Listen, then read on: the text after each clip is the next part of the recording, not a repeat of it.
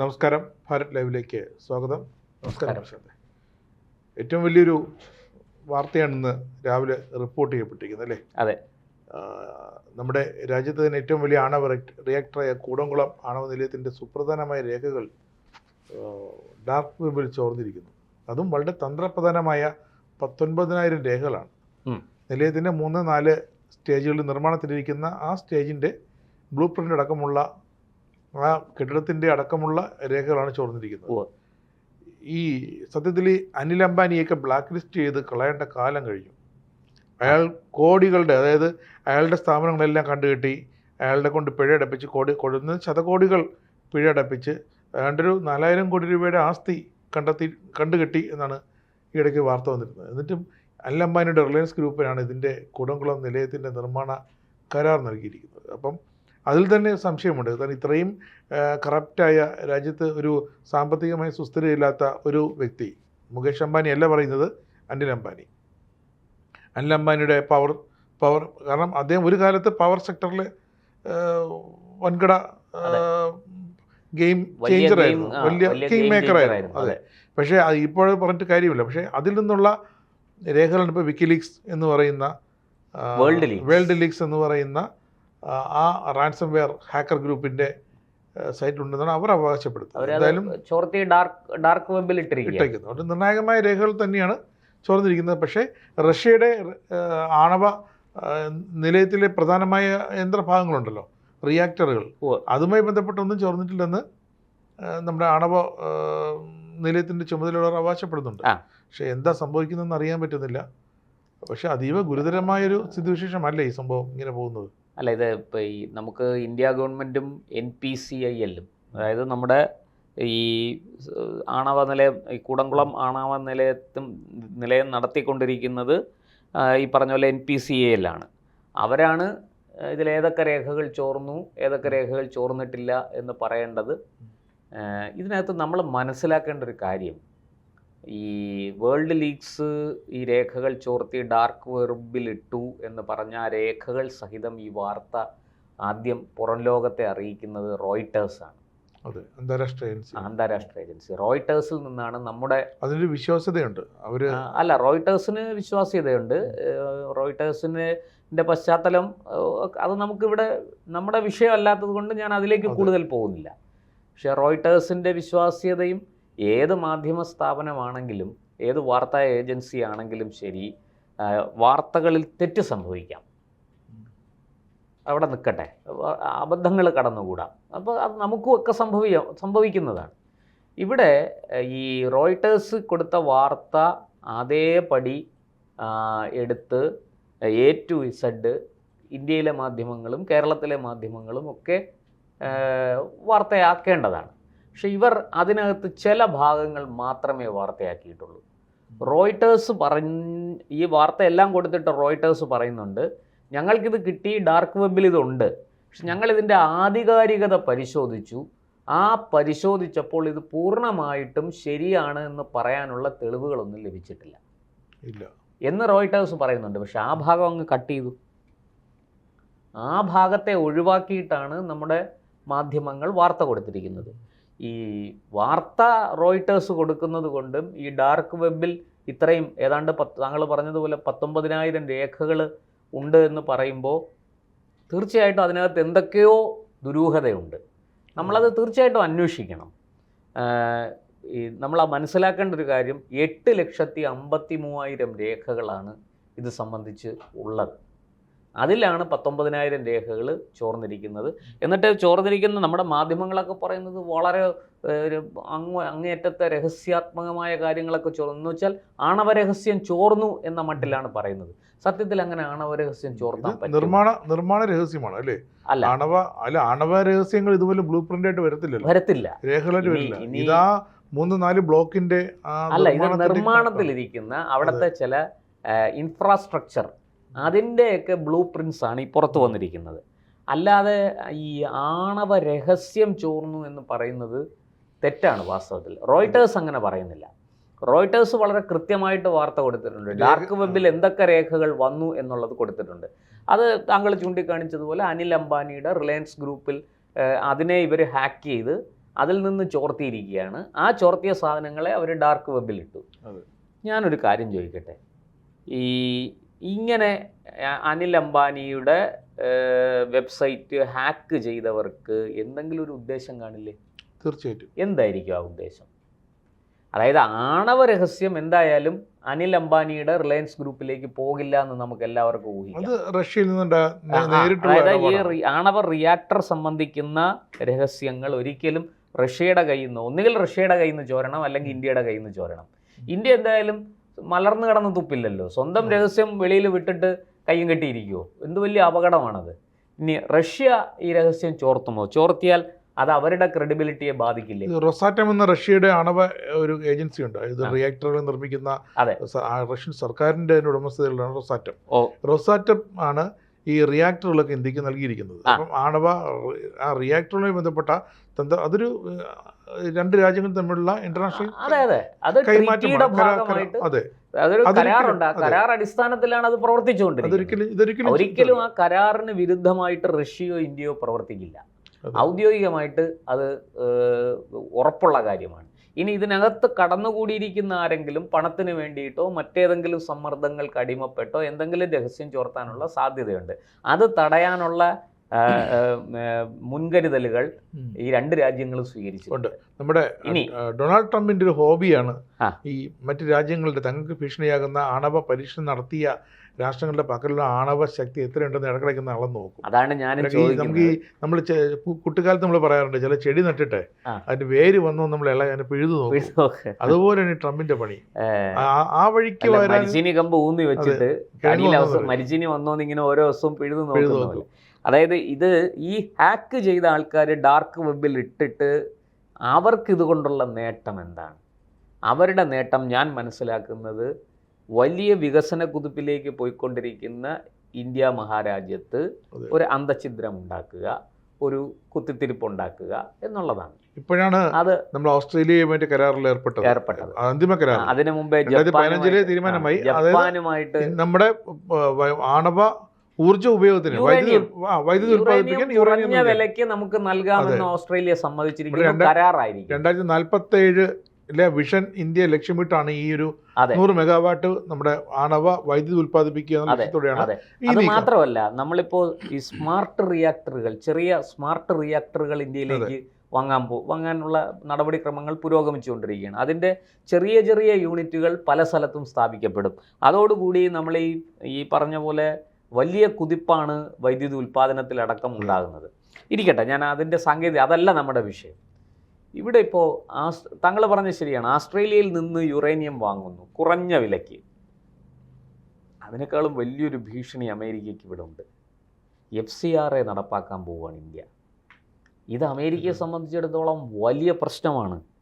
ഈ FCRA നടപ്പാക്കാൻ India തീരുമാനിച്ചപ്പോൾ തന്നെ നമ്മുടെ കേന്ദ്ര സർക്കാർ അടക്കമുള്ളവർക്ക് ഇത്തരത്തിലുള്ള പല കുഴപ്പങ്ങളും പല സംഭവങ്ങളും നടക്കും എന്നറിയാമായിരുന്നു. അതുകൊണ്ട് തന്നെ അവരതിൻ്റെ മുൻകരുതലുകൾ സ്വീകരിച്ചിട്ടുണ്ട്. ഇതിപ്പോൾ എന്താ പറയണമെന്ന് വെച്ചാൽ, നമ്മുടെ വന്ന വാർത്തകൾ പരിശോധിച്ചാൽ എല്ലാം ഒരേ നരേറ്റീവാണ്.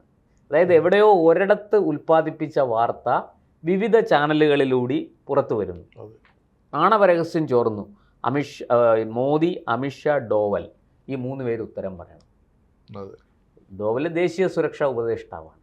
അപ്പോൾ ഒന്ന് ആലോചിച്ച് നോക്കൂ. ശരിയാണ്, ഇവിടെ ഇന്ത്യയുടെ ആണവ രഹസ്യവും സൈനിക രഹസ്യവും ഒക്കെ ചോർന്നാൽ ഉത്തരവാദിത്വം പ്രധാനമന്ത്രിക്കുണ്ട്, കേന്ദ്ര പ്രതിരോധ മന്ത്രിക്കുണ്ട്, കേന്ദ്ര ആഭ്യന്തര മന്ത്രിക്കുണ്ട്, ദേശീയ സുരക്ഷാ ഉപദേഷ്ടാവിനുണ്ട്, പ്രിൻസിപ്പൽ സെക്രട്ടറി കൂടിയാണ് പ്രധാനമന്ത്രി. അപ്പോൾ ഇവർക്ക് എല്ലാവർക്കും തീർച്ചയായിട്ടും സൈനിക തലവന്മാർക്ക്, സേനാ തലവന്മാർക്കുണ്ട്. അപ്പോൾ ഇവർക്ക് എല്ലാവർക്കും ഉത്തരവാദിത്വമുണ്ട്. പക്ഷേ ഒരു വാർത്ത ഇപ്പോൾ ഒന്ന് ആലോചിച്ച് നോക്കൂ. താങ്കൾ വിവിധ സ്ഥാപനങ്ങളിൽ ജോലി ചെയ്ത ആളാണ്, ഞാൻ പ്രിൻറ്റിലും വിഷ്വലിലും ജോലി ചെയ്ത ഒരാളാണ്. അപ്പോൾ നമുക്ക് മനസ്സിലാകുന്ന ഓൺലൈനിലും ജോലി ചെയ്ത ഒരാളാണ്. അപ്പോൾ ഒരു വാർത്ത ഓരോരുത്തരും കൊടുക്കുന്നത് അവർക്കൊരു പോളിസിയുണ്ട്, അതനുസരിച്ചാണ് കൊടുക്കുന്നത്, അല്ലേ? ഇത് ഒരേ അച്ചിൽ വാർത്തതുപോലെ, ഒരമ്മ പെറ്റതുപോലെ, പല കുരുടന്മാർ ചെന്ന് ആനയെ കണ്ടതുപോലെയാണ് ആ വാർത്ത, ഈ പറഞ്ഞ വാർത്തകൾ. അല്ലല്ല, പല ഒരു വാർത്ത ആനയാണ്, പക്ഷെ വിവരിക്കുന്ന പല രീതിയിലാണ്. അല്ല, ഇവിടെ അങ്ങനെയല്ല രാജേഷ്. ഇവിടെ അങ്ങനെയല്ല വന്നിരിക്കുന്നത്. ഇവിടെ വന്നിരിക്കുന്നത് വളരെ കൃത്യമായിട്ട് ഒരച്ചിൽ വാർത്തെടുത്തതുപോലെ പരസ്യം പോലെ. അപ്പോൾ പരസ്യം പോലെ. അപ്പോൾ നമ്മളിപ്പോ ഏതെങ്കിലും ഒരു ജുവലറിയുടെ പരസ്യം കൊടുക്കുന്നു, ആ ജുവലറിയുടെ പരസ്യം എല്ലാ സ്ഥാപനങ്ങളിലും എല്ലാ ദൃശ്യമാധ്യമത്തിലും പത്രമാധ്യമങ്ങളിലും ഒക്കെ വരുന്നത് ഒരുപോലെയാണ്, വ്യത്യാസമൊന്നുമില്ല. ഒരുപക്ഷെ സൈസിൽ വ്യത്യാസം കാണുമായിരിക്കാം പത്രമാധ്യമത്തിൽ വരുമ്പോൾ. ചിലർക്ക് 1/4 പേജ് ആയിരിക്കും, ചിലർക്ക് ഫുൾ പേജ് ആയിരിക്കും, പക്ഷെ ഉള്ളടക്കം ഒരുപോലെ ഒന്നും. ഇത് അതുപോലെയാണ് ഈ വാർത്തയും. ഇനി അത് കഴിഞ്ഞില്ല, ഞാൻ പറഞ്ഞല്ലോ റോയിട്ടേഴ്സ് പറഞ്ഞ മുഴുവൻ കാര്യങ്ങളും ഇവിടെ പുറത്തു വന്നിട്ടില്ല. ഇനി ഈ പറഞ്ഞതുപോലെ ഈ ഫയലുകൾ ഈ അംബാനിയുടെ സെർവർ ഹാക്ക് ചെയ്ത് ഇവരെടുത്തു എന്ന് തന്നെ ഇരിക്കട്ടെ, അതിനകത്ത് കിട്ടിയിരിക്കുന്നത് എന്താണ്? നേരത്തെ പറഞ്ഞതുപോലെ ഇൻഫ്രാസ്ട്രക്ചറിന്റെ കൂടി വന്നാൽ അവിടെ ജോലി ചെയ്യുന്ന ജീവനക്കാരുടെ എണ്ണം, അങ്ങനെ കുറേ കാര്യങ്ങൾ, കുറേ ഡാറ്റ കിട്ടും. പക്ഷെ ഒരിക്കലും ആണവ രഹസ്യം ചോർത്താൻ കഴിയില്ല എന്നുള്ളതാണ്. ഈ വേൾഡ് ലീക്സ്, ഇപ്പം നമുക്ക് നേരത്തെ തന്നെ അറിയാം, വിക്കി ലീക്സ് രേഖകൾ പുറത്തുവിട്ടു. ഈ അമേരിക്ക തന്നെ കുറേ കാലം കഴിയുമ്പോൾ അവരുടെ പല പഴയ രഹസ്യങ്ങളും, ഇപ്പോൾ CIA 100 കൊല്ലം മുമ്പ് ചെയ്ത കാര്യങ്ങൾ, 50 കൊല്ലം മുമ്പ് ചെയ്ത കാര്യങ്ങൾ, KGB ചെയ്ത കാര്യങ്ങൾ, റോ ചെയ്ത കാര്യങ്ങൾ, മൊസാദ് ചെയ്ത കാര്യങ്ങൾ, ഇതൊക്കെ ഈ അമേരിക്കൻ ചാരസംഘടന തന്നെ ഇങ്ങനെ ഈ രീതിയിൽ പുറത്തുവിടും. ഈ വിക്കി ലീക്സ് എന്നൊക്കെ പറഞ്ഞിട്ട് അതിലൂടെ പുറത്തുവിടും. അത് പുറത്തുവിടുന്നത് എന്തിനാണെന്ന് ചോദിച്ചാൽ, ഈ സൈനിക ഒരു എന്താ പറയുക, നീക്കം അങ്ങനെയാണ്. അവർ ചില രഹസ്യങ്ങൾ സൂക്ഷിക്കുന്നത് അതിനെ പരസ്യമാക്കിയാണ്. അത് ഇതിനെ അങ്ങ് പരസ്യമാക്കുമ്പം എന്ത് ചെയ്യുമെന്ന് വെച്ചാൽ ശത്രു രാജ്യങ്ങൾ ഇത് വിശ്വസിക്കില്ല. അതുപോലെ തന്നെ നമ്മുടെ രാജ്യത്ത് തന്നെ ഇപ്പം അദാനി, അംബാനി അങ്ങനെയുള്ള പ്രമുഖ ടാറ്റ അങ്ങനെയുള്ള പ്രമുഖരുടെ വ്യവസായ സ്ഥാപനങ്ങളുണ്ട് നമ്മുടെ രാജ്യത്തിൻ്റെ നട്ടലായ. ഇത്തരം സ്ഥാപനങ്ങളെ അവരുടെ പ്രവർത്തനം ഈ ഓഹരി ഷെയർ മാർക്കറ്റിൽ അങ്ങനെ ഒരു കാര്യമുണ്ട്, തറ പറ്റിക്കാനായിട്ടുള്ളവ. അങ്ങനെയാണ് ബ്ലൂംബർഗ് അദാനിക്കെതിരെ 2 വർഷം മുമ്പ് വൻ വാർത്തയായിരുന്നു. അദാനി അമേരിക്കൻ കോടതി അദാനി ഗ്രൂപ്പിന് നഷ്ടപരിഹാരം കൊടുക്കേണ്ടി വന്നു. ഇത് രസം എന്താണെന്നറിയാമോ? അന്ന് ഈ വാർത്ത വരും, പിന്നെ അമേരിക്കൻ കോടതി ഈ ബ്ലൂംബർഗിനെ ശിക്ഷിച്ചതും അദാനിക്ക് നഷ്ടപരിഹാരം കൊടുക്കാൻ നിർദ്ദേശിച്ചതുമായ വാർത്ത വരില്ല. അത് നമ്മുടെ ഇവരൊന്നും അത് ചെയ്യില്ല. അപ്പോൾ അങ്ങനൊരു വാർത്ത നമ്മളാരും അറിയുന്നില്ല. അപ്പോൾ നമ്മളതുകൊണ്ട് ഓരോ തവണ ഇങ്ങനത്തെ ചർച്ചകൾ വരുമ്പോൾ, അദാനിക്കെതിരെ എന്തെങ്കിലും വിഷയം വരുമ്പോൾ മാധ്യമപ്രവർത്തകർ ഒന്നടങ്കം പറയും, അത് അദാനിയെ പണ്ട് ബ്ലൂംബർഗ് തുറന്നു കാണിച്ചതല്ലേ, എന്നിട്ട് എന്തായി, നിങ്ങൾ അതിന് വല്ല നടപടിയും സ്വീകരിച്ചോ? നോക്കൂ, അവിടെ നടപടി സ്വീകരിച്ചു, കോടതി അവർ കുറ്റക്കാരാണെന്ന് കണ്ടെത്തി അദാനിക്ക് നഷ്ടപരിഹാരം കൊടുക്കണമെന്ന് വരെ ബ്ലൂംബർഗിന്റെ വിശ്വാസ്യത തന്നെ തകർന്നു. അവലോകന ഏജൻസിയുടെ വിശ്വാസ്യത അവരുടെ കടക്കൽ അവർ തന്നെ കത്തിവെച്ചതുപോലത്തെ ഒരു വിഷയമായിരുന്നു. പക്ഷേ ഇതൊന്നും നമ്മുടെ നാട്ടിൽ മാധ്യമങ്ങൾ പിന്നീട് ചർച്ച ചെയ്യുന്നില്ല, അത് വാർത്ത പോലും കൊടുക്കുന്നില്ല എന്നുള്ളതാണ്. ഇത് റോയിട്ടേഴ്സിന്റെ എക്സ്ക്ലൂസീവ് ആയിരുന്നു. അവർ പറയുന്നത്, ക്ഷമിക്കണം, ഞാൻ നേരത്തെ പറഞ്ഞത് 8,53,000 ഫയലുകൾ എന്നാണ്. 8,58,000 ഫയലുകൾ. അവർ perforated blueprints of parts of the plants, facilities, supplier details exposed in leak. Nearly 19,000 files relating to the plant are online.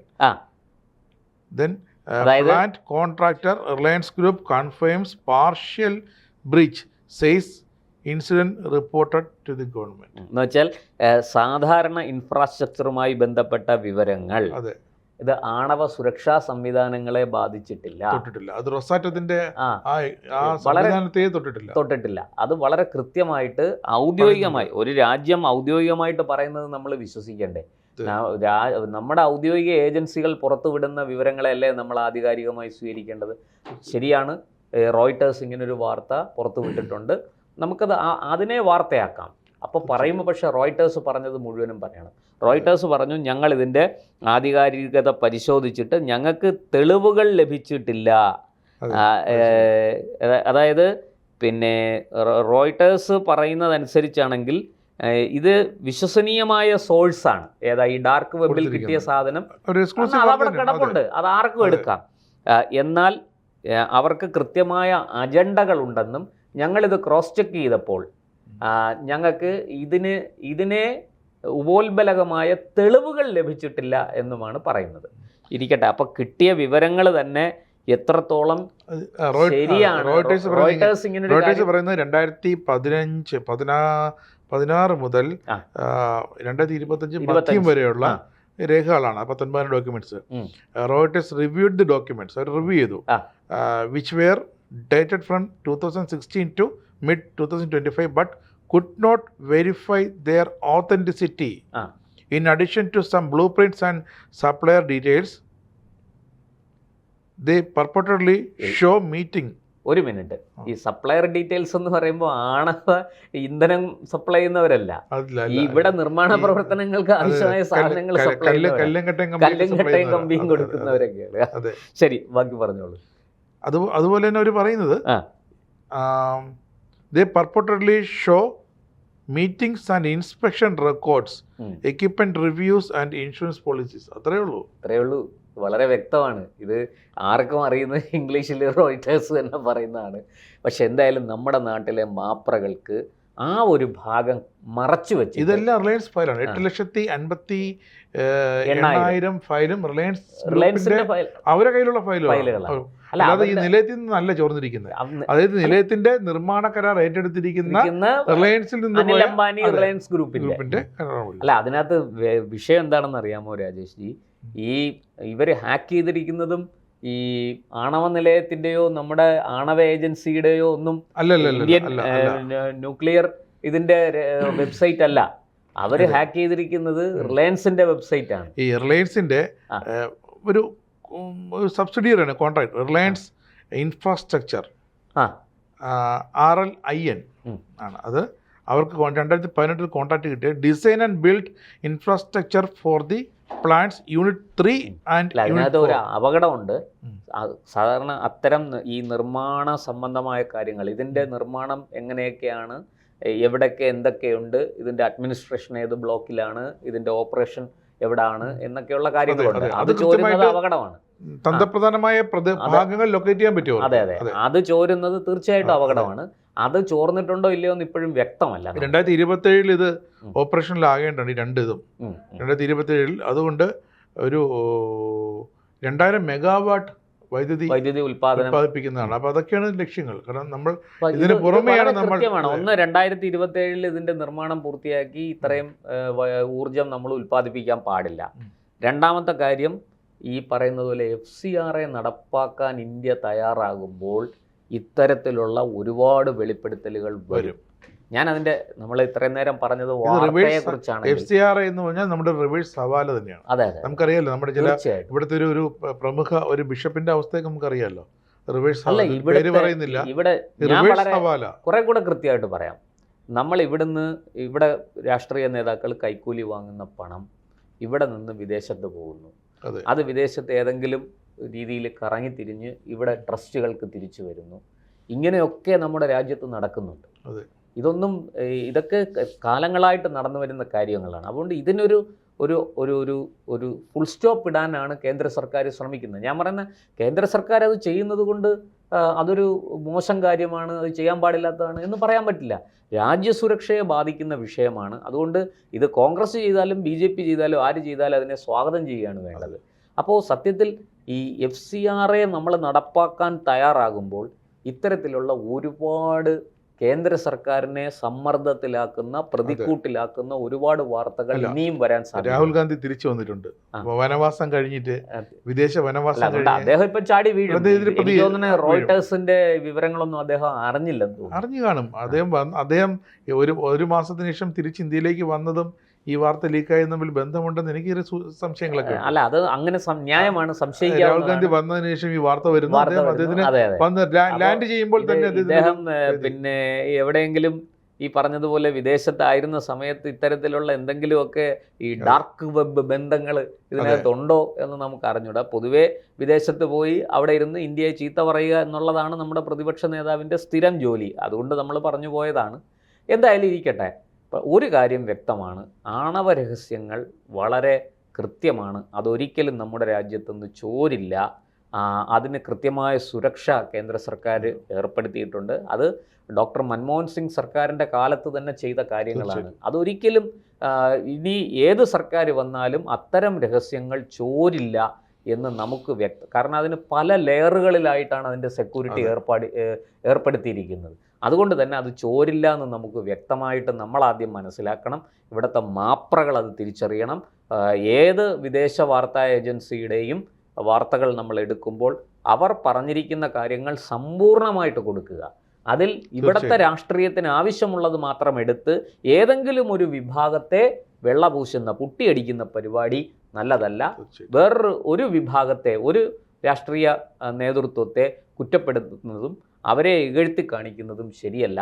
മറിച്ച് വാർത്തകൾ സത്യസന്ധമായിട്ട് വരണം, അതിനെക്കുറിച്ച് വിശകലനങ്ങൾ വരണം, അതിനെക്കുറിച്ചുള്ള ചർച്ചകൾ നടക്കണം.